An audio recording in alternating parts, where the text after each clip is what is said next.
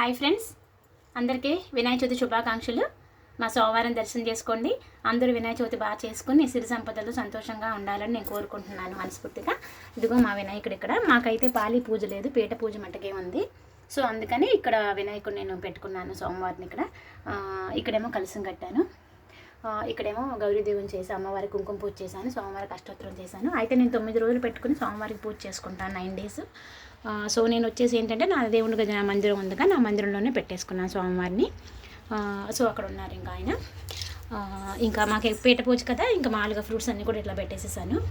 పాలి అయితే మనం పైన కట్టుకుంటాం, మా అత్తగారులు పాలి కాన్సెప్ట్ లేదు. సో అందుకని మామూలుగా పెట్టేసుకున్నాను. ఇంక ఈరోజు నాకు మా ఇంట్లో వచ్చి ఐటమ్స్ చేశాను, 9 ఐటమ్స్ చేశాను.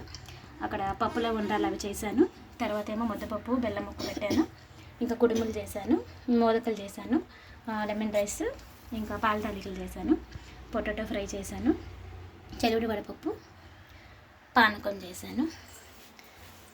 ఇంకా ఇవి బనానా చెడి వచ్చి పెట్టాను, ట్రీ పెట్టాను.